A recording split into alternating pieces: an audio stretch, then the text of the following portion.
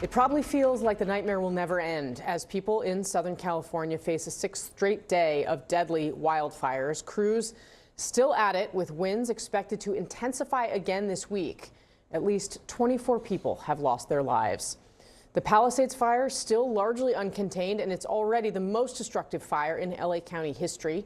One local official says more than 5,000 homes have been wiped out in the Palisades fire alone. Thousands losing everything in a matter of hours, including one family who lost their daughter's ashes. We had a daughter 15 years ago, she'd be 15, and she passed away when she was 1, and her ashes were in our home, and they're gone. Like every memory, every piece of physical evidence of her life is just gone, and that hurts.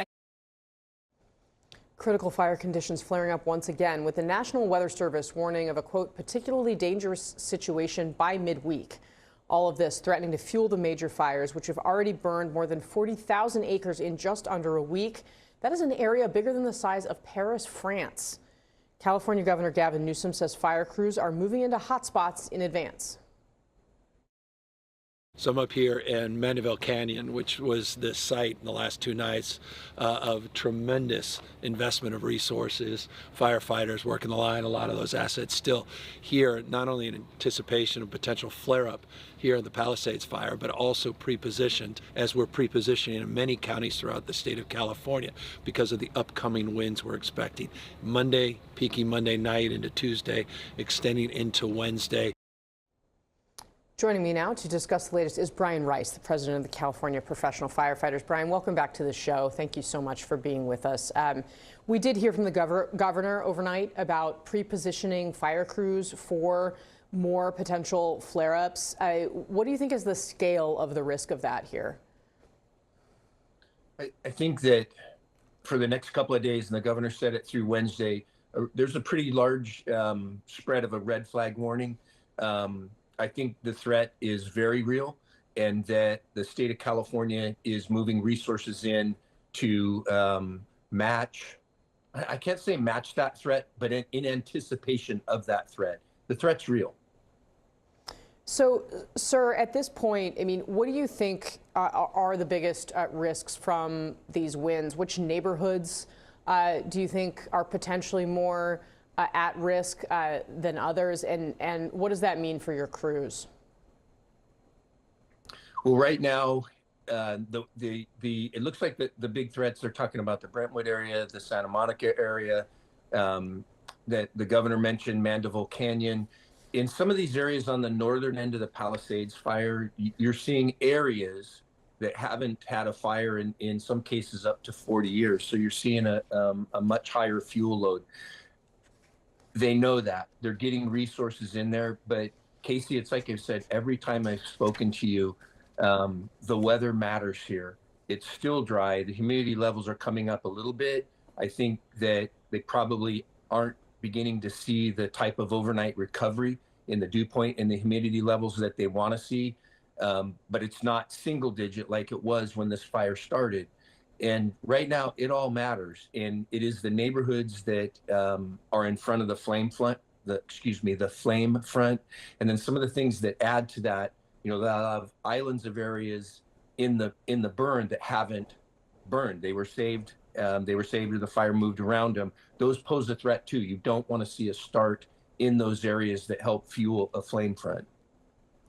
So, sir, what are you hearing from firefighters on the ground about what they may need here? I mean, are they running into any issues along the lines of, obviously, there's already been investigations called for and apparently launched into why the hydrants ran dry in the Palisades, for example. Are there any other issues like that you're hearing from crews? And what are they telling you about how residents can best help them right now?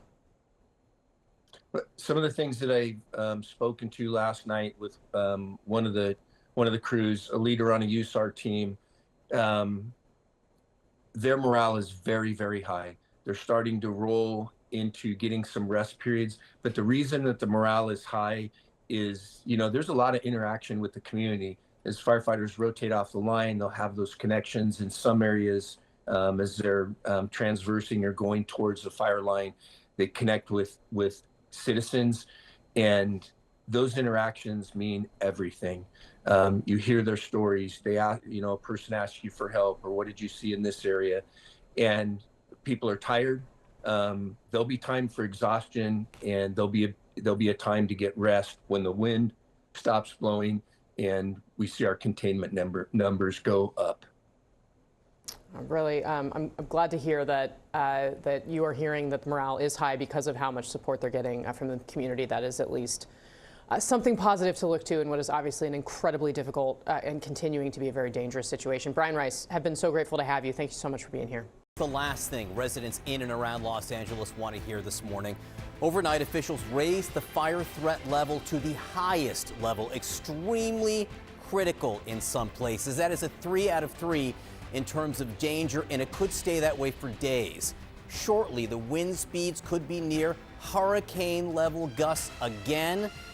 The fear is the conditions will soon become explosive. Just moments ago, a fire battalion chief shared this update. With the red flag warning imminent, every one of our fires that's currently active, the containment lines that are not fully contained yet are still a challenge, and it's possible that wind could blow in. All right, more than 100,000 people are in the evacuation zones this morning. The death toll stands at 24, but that number could rise. There are dozens of people said to be missing. Let's get right to Malibu. CNN's Stephanie Elam is there. Stephanie, we can see you standing in front of just the destruction. So much destruction, and you were talking about those winds, John. They are really starting to kick up now. I don't know if you can tell as well. Yeah, I guess this guy is flapping up here so you can see this.